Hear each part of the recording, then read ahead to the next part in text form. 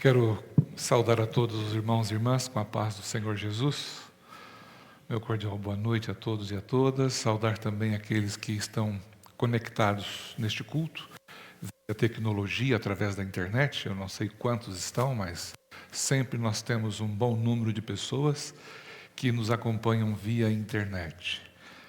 E agradecer também a Deus por essa boa notícia que nós recebemos do Rafael. Sábado estivemos para visitá-lo lá na onde ele está hospitalizado, e agora já sabemos que ele está em casa.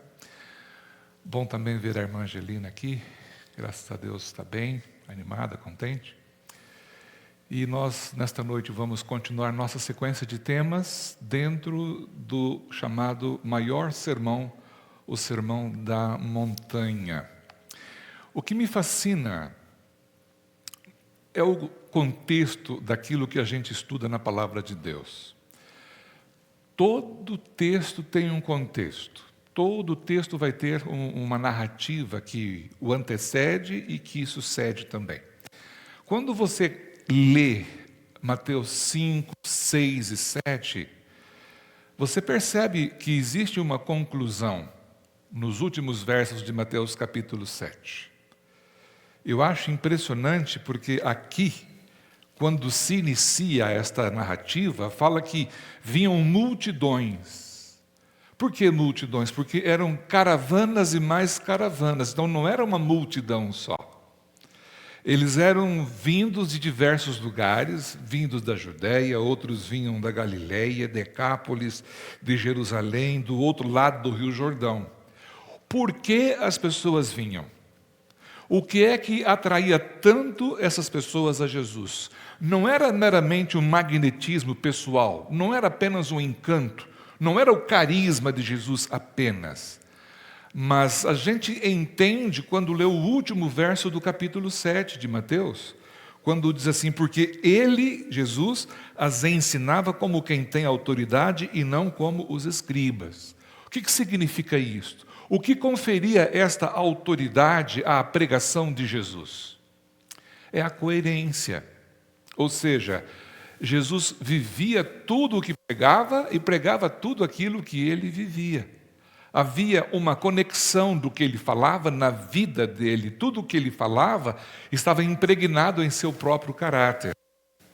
Então, quando ele começa a falar as bem-aventuranças, ele tem diante de si pessoas com sentimentos diferentes uns dos outros, mas todos eles tinham em comum um contexto político, que era a expectativa, e também profético, a expectativa de que viria um Messias, e esse Messias viria para libertar a nação de Israel.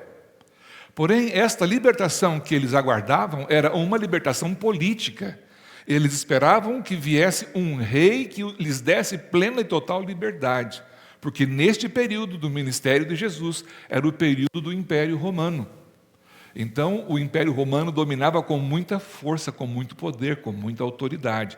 Você vê algumas narrativas, por exemplo, em Atos, mencionando Cornélio, que era um centurião da corte italiana. Era um homem que tinha um batalhão de 100 soldados romanos para manter garantida o financiamento do império, que vinha através dos grandes impostos que eram recolhidos. Você vai perceber então nessas narrativas de que os judeus eles estavam vivendo dentro da sua própria casa, mas não com a liberdade que você pode ter ou deveria ou gostaria de ter dentro da sua própria casa. Então havia um sentimento de revolta, havia um sentimento de angústia, havia um sentimento de inquietação, havia um sentimento de profunda tristeza. E muitos deles estavam ali em condições deploráveis. Muitos deles sofrendo ao extremo. Então, quando vem alguém pregando a esperança, a multidão vinha. Haja vista que teve uma ocasião que Jesus multiplicou os pães, e João menciona a esse respeito, então, no dia seguinte, Jesus falou assim, eu sei por que vocês estão me seguindo. E já queriam aclamá-lo o rei, porque Jesus dava pão para eles. Dava pão e dava peixe. Eles queriam alguém que tivesse esta perspectiva. E diante disto você percebe que sempre quando vem uma bem-aventurança, junto dela vem um porquê. Quando você vai observando as bem-aventuranças, todas elas, cada qual vem sempre um porquê. Por exemplo, a primeira diz: bem-aventurados os pobres de espírito, por quê? Porque deles é o reino dos céus. E assim vai até a última bem-aventurança. E hoje nós vamos ver um pouquinho a respeito dessa daqui. Felizes ou bem-aventurados sois vós, quando? Quando vos injuriarem e perseguirem, e mentindo, disserem todo mal contra vós por minha causa. Existem alguns termos que são de origem jurídica, e esta expressão injuriar, eu procurei colocar aqui para benefício de todos nós. O que é injuriar? É o ato que é contrário àquilo que é justo ou à justiça e àquilo que é o direito. Então Jesus fala assim: felizes são vocês quando vocês sofrerem contrariedades injustas, ou passarem por injustiças por causa da minha causa, ou por causa do meu nome. Chega a ser ofensivo e também é um insulto ou uma afronta. Alegrai-vos e exultai. Como que uma pessoa pode se alegrar e exultar se ela está sendo injuriada, se ela está passando por calúnia, se ela está sofrendo agressões morais e agressões que ofendem a sua própria pessoa? Aí ele diz: alegrai-vos, e não apenas é para alegrar-se, mas é para exultar, é para ter um comportamento feliz. Por quê? Aí existe a razão, ou o outro porquê. E ele diz que o galardão dessas pessoas é grande. Ou seja, a recompensa que essas pessoas obterão é uma grande recompensa, onde? Não aqui nesta terra, mas no céu. E em seguida, o que Jesus faz? Ele faz ou traz à lembrança daqueles seus ouvintes os profetas que foram perseguidos no passado. Ele lembra de Abel, ele lembra de Enoque e de outros mais. Então, quando esses profetas passaram por dificuldade, ele está dizendo o seguinte: olha, vocês fiquem felizes, porque esses que passaram antes de vocês também passaram por dificuldades e por problemas. Será que houve alguém neste mundo que tenha sofrido mais do que o próprio Senhor Jesus? Será que entre os homens houve alguém que foi tão caluniado, tão fortemente caluniado como Jesus foi? Ele era desprezado, ele era escarnecido, por conta da sua incondicional obediência aos princípios da lei de Deus. Eu creio que você já deve ter ouvido a respeito disto. No grande conflito, quando tudo começou, a grande acusação maior contra Deus é de que a lei de Deus é injusta e os mandamentos de Deus não podem ser obedecidos. Jesus veio a este mundo como o segundo Adão para mostrar para todo o universo de que para Adão era possível ter vivido em plena obediência a Deus. Porque Adão nasceu da mão de Deus, foi criado por Deus, sem nenhum pendor, sem nenhuma tendência, sem nenhuma inclinação para o pecado. E o Senhor Jesus, ele é o segundo Adão. E como segundo Adão, ele veio com a natureza de Adão, mas não a natureza pós-pecado. Jesus tinha a natureza humana de Adão antes de pecar. Por isso que a Bíblia diz que em tudo ele foi tentado, mas em nada ele pecou. Isso era tema de um sábado desse pela frente, que eu vou falar sobre a natureza divina humana de Jesus. Aborreceram-no sem causa, e todavia ele permanecia de que maneira? Calmo, sereno, tranquilo, declarando que o vitupério é uma parte do legado dos cristãos, aconselhando os seus seguidores a fazerem o quê? A terem a mesma maneira, a enfrentar estas setas da perversidade, pedindo-lhes que não desfalecessem sob a perseguição. Vitupério, outra palavra interessante, né? Aí está, uma acusação grave. Uma acusação grave ou então infamante, alguma coisa que detona com a sua própria reputação, uma ofensa, uma injúria. Então você percebe que o Evangelho, ele se contrapõe contra tudo aquilo que hoje o mundo às vezes professa. Porque nós seguimos numa direção dentro do Evangelho que não coaduna com aquilo que o mundo ensina. O mundo ensina que você tem que ter, e o Evangelho ensina que você tem que ser. Muito embora o Evangelho não seja contra você ter, mas o Evangelho enfatiza que você precisa ser. Vós sois o sal da terra, a luz do mundo e assim por diante. Então, quando nós olhamos para essas questões difíceis, me impressionou muito este pensamento sobre a questão da calúnia. Quem já nunca foi caluniado? O que é uma calúnia? É uma inverdade que alguém profere a seu respeito. Conquanto a calúnia possa enegrecer a reputação, não pode manchar o caráter. Por quê? Porque o meu e o seu caráter é alguma coisa que ninguém pode tocar. Na nossa reputação, alguém pode até tentar colocar uma nódoa imunda, falando pelas costas, falando inverdades, proferindo mentiras, e nunca nós vivemos um período na história do mundo onde isso está tão comum e tão presente. Ainda mais que hoje, através de um WhatsApp, através das mídias sociais, espalham-se notícias, espalham-se conversas que não são fundadas em fatos, mas em boatos. Inclusive, hoje, existe a nova modernidade que aí está, fake news. Notícias falsas ou notícias mentirosas. Então, caráter encontra-se sob a guarda de quem? De Deus. É Deus quem guarda o nosso caráter. E a segunda parte desse pensamento é poderosíssimo, eu achei tão fantástico que eu até coloquei ali em itálico. Enquanto não consentirmos em pecar, não há poder, seja ele diabólico ou humano, que nos possa trazer uma nódoa à alma. Isso é poderoso, isso aqui. Nunca deixe-se esmorecer quando alguém falar mal de você. Hoje eu postei uma frase bonita, depois vejam aí no Instagram, eu coloquei 2 frases interessantes a respeito disso aqui, da difamação. Porque isto destrói uma pessoa, aquilo que às vezes uma pessoa a vida inteira lutou para construir.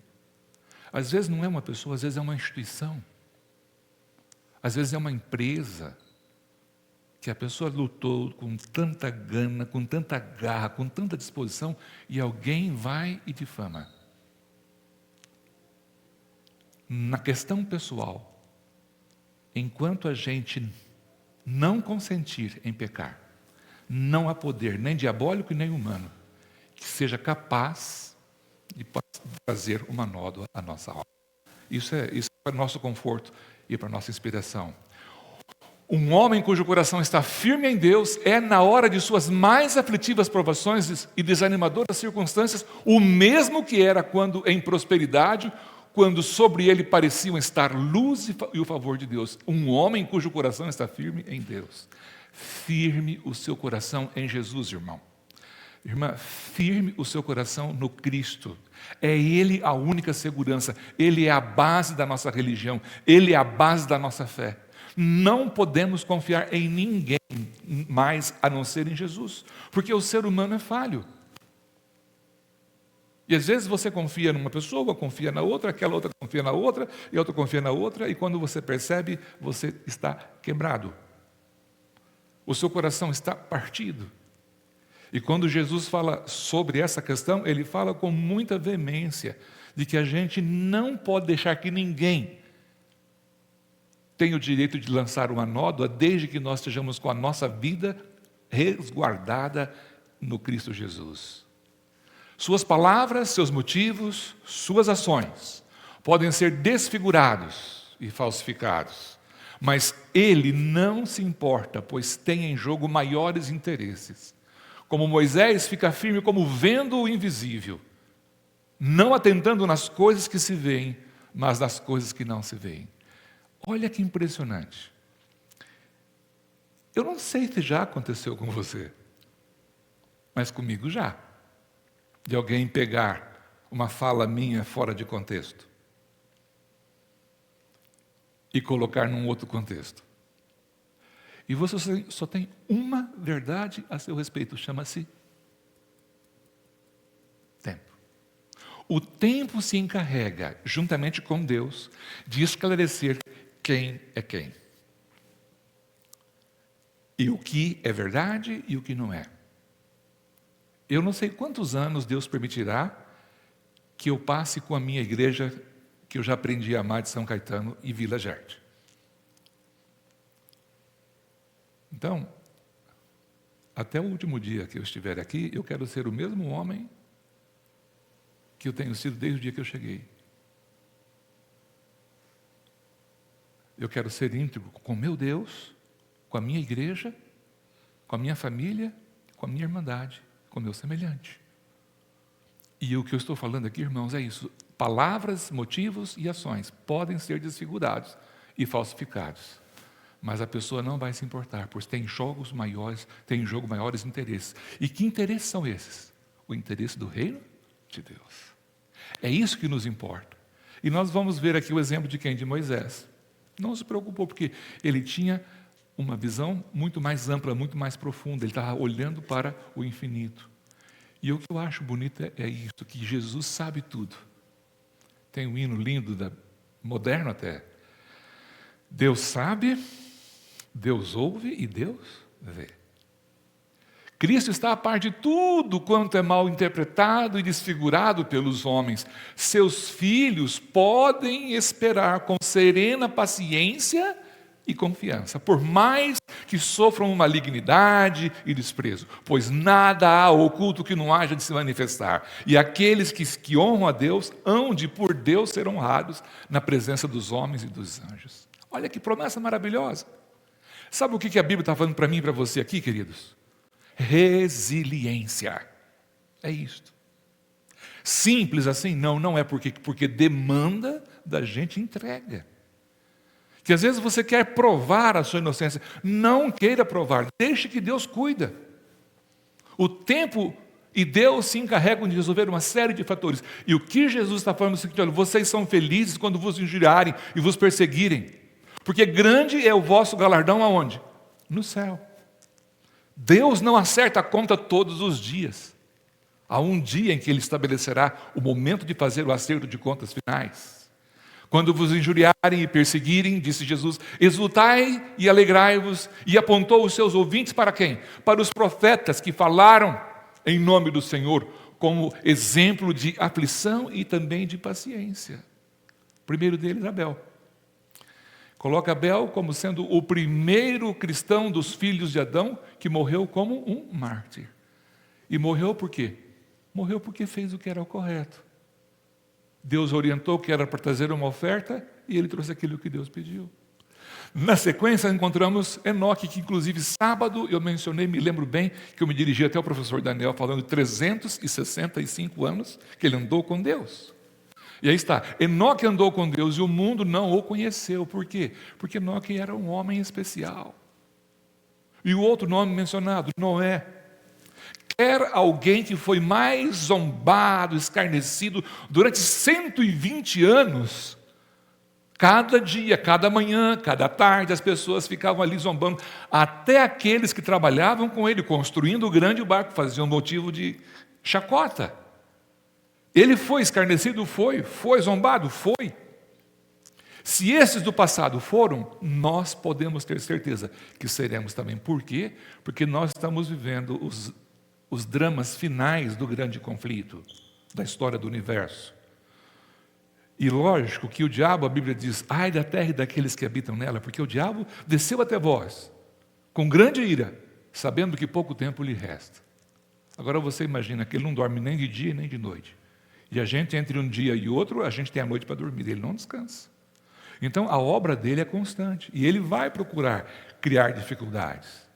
E sabe que uma coisa que assusta muito é que os tempos que estão pela frente serão tempos de provação, onde a nossa fé será devidamente provada, para saber se realmente nós temos uma fé ou apenas professamos uma fé. Ou se temos o que é chamado de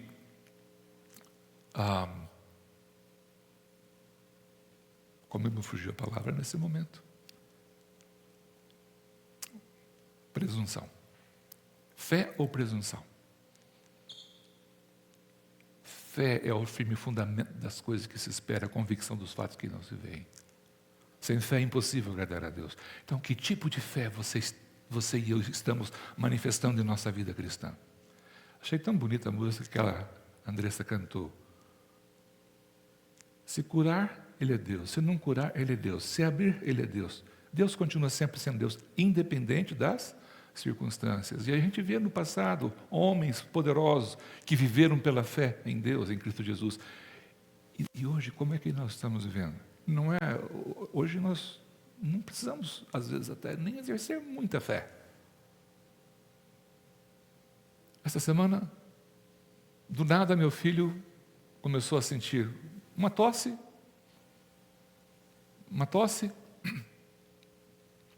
Parei no carro, fui à farmácia, comprei um anti-histamínico para ele. A tosse continuou. E aí vem a questão, né? Cadê a fé? A fé não cura? Mas a gente vai direto para onde? Para o hospital. E fomos para o hospital. E de repente os olhos começaram a inchar e lacrimejar. O que foi? Não sei. Mas hoje nós temos muitas coisas que às vezes a gente deixa de lado a fé, porque a gente tem o recurso fácil ali. A tecnologia, a ciência, a modernidade. Nada contra isto. Mas muitas vezes nós lançamos confiança demais nessas coisas e deixamos de lado a confiança e a fé que nós temos que ter em Deus. Outros experimentaram o que? Escárnios. Outros experimentaram açoites e até cadeias e prisões. Torturados. Não aceitando o seu livramento para alcançar uma melhor ressurreição, como Paulo fala ao livro de Hebreus. Em todos os séculos, os escolhidos mensageiros de Deus têm sido ultrajados e perseguidos. Não obstante, mediante os seus sofrimentos foi o conhecimento de Deus disseminado no mundo. Quando o nobre e eloquente Estevão foi apedrejado ali, por instigação do conselho do Sinédrio, quem estava junto? Estava ali Saulo. Não houve prejuízo nenhum, porque Saulo se transformou em Paulo. A luz do céu a iluminar o semblante dele. Ellen White fala que o rosto de Estevão brilhava como brilhava o brilho de um anjo. Então esse semblante, a divina compaixão que transpirava de sua oração quando moribundo, fora qual penetrante seta de convicção para os fanáticos membros do Sinédrio, ali presentes. Saulo, o fariseu perseguidor, tornou-se um vaso escolhido para levar diante dos gentios, dos reis e dos filhos de Israel o nome de Cristo.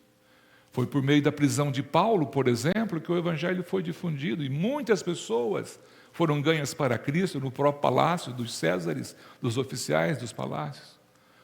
É interessante que às vezes o diabo trabalha tanto para prejudicar e às vezes o trabalho que ele faz acaba ajudando. Olha o que está escrito aqui.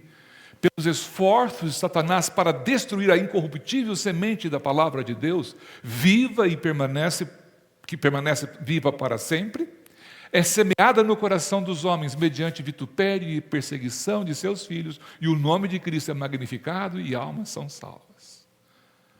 Na época do cavalo vermelho, quanto mais sangue vinha dos cristãos nas arenas, mais pessoas. O sangue dos cristãos eram como semente. E nós devemos entender, irmãos, que por mais que o inimigo tente, ele é derrotado. Ele não tem poder sobre você, a menos que você entregue a ele esse poder. Ele não tem domínio sobre você, a menos que você dê a ele o domínio.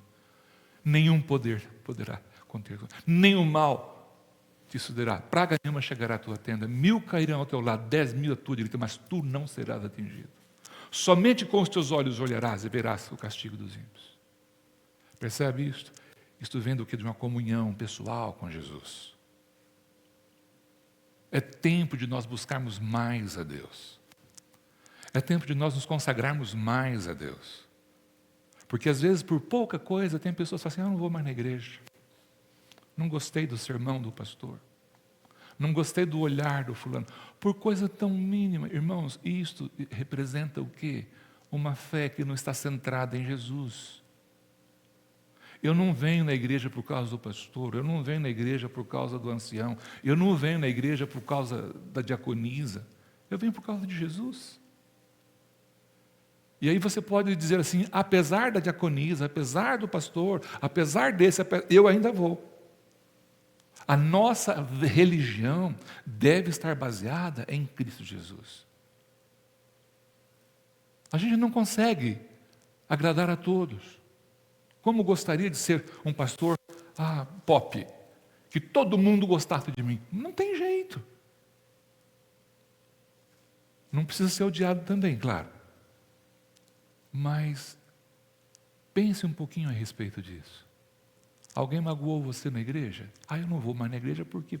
Não. A nossa época é época de centrarmos e focarmos aonde? Em Jesus. Olhai para mim, vós todos os termos da terra, e sereis salvos. Enquanto o povo está esperando bens terrenos, Jesus os encaminha a uma recompensa celestial. Grande é a vossa recompensa, grande é o vosso galardão no reino dos céus. Às vezes a gente trabalha e quer ver a recompensa aqui. Só que não vamos ver às vezes aqui a recompensa. Veremos na eternidade. Não a coloca, entretanto, inteiramente na vida futura, mas ela começa onde? Começa já aqui, você já começa a sentir a alegria de viver por Cristo aqui. É prazer servir a Cristo aqui, já nesta terra, deste mundo. Mesmo apesar de, embora tenhamos o prazer.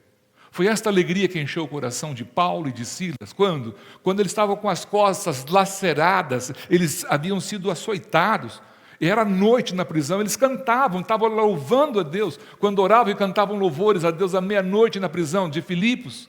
Quem estava com eles? Jesus. Ainda que eu ande pelo vale da sombra da morte, não temerei mal algum, porque tu estás comigo. E vou dizer para você,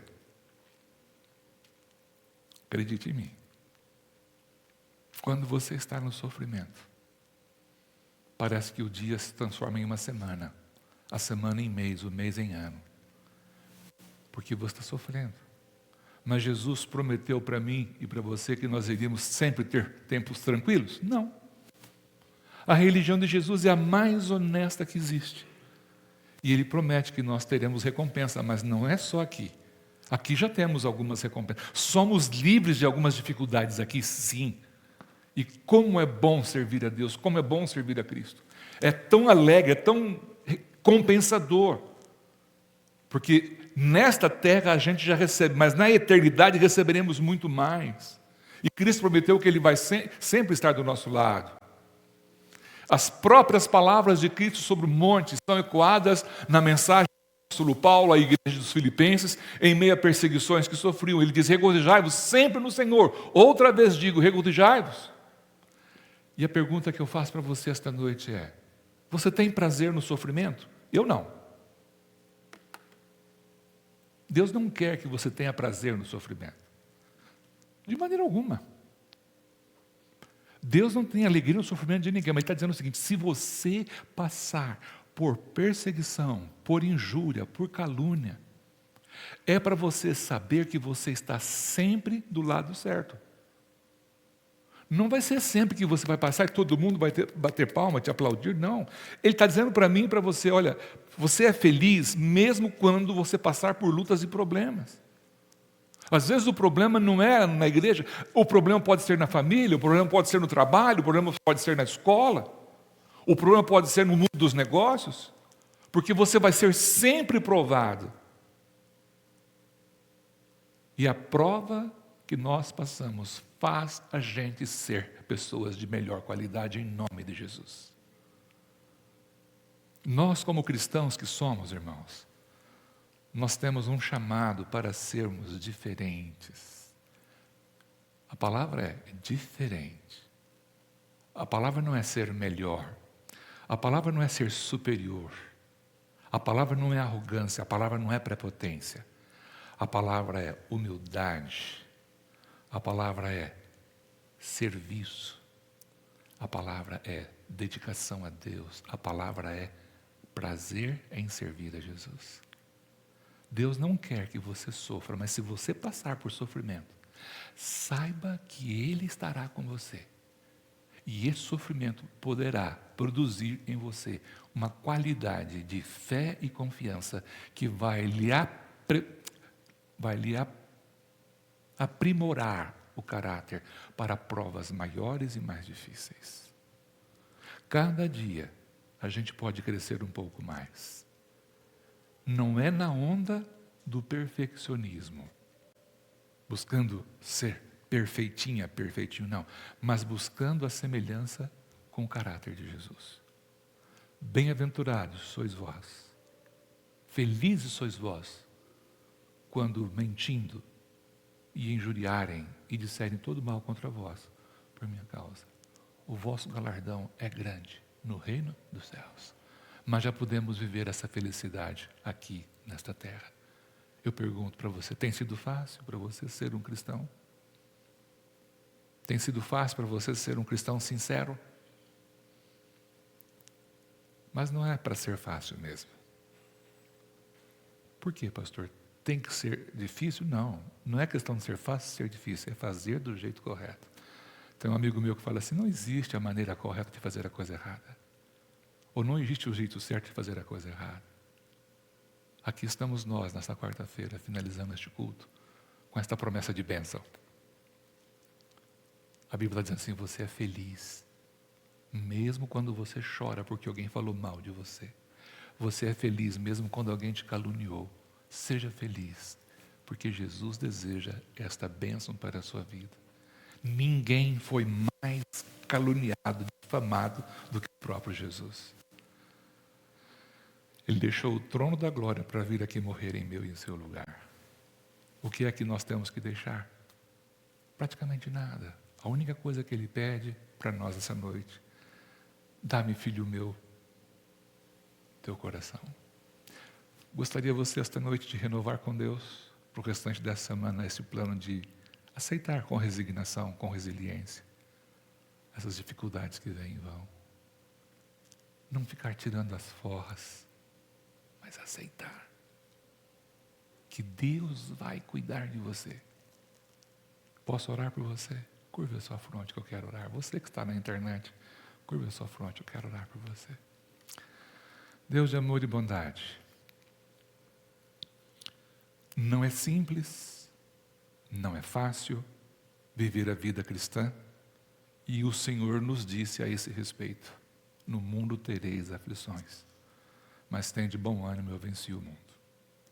Esta noite o Senhor nos falou que ninguém, nem o diabo e nem pessoa alguma, a não ser nós mesmos, poderemos deixar que alguém manche o nosso caráter. E nós te louvamos por isso, porque o nosso caráter está em tuas mãos.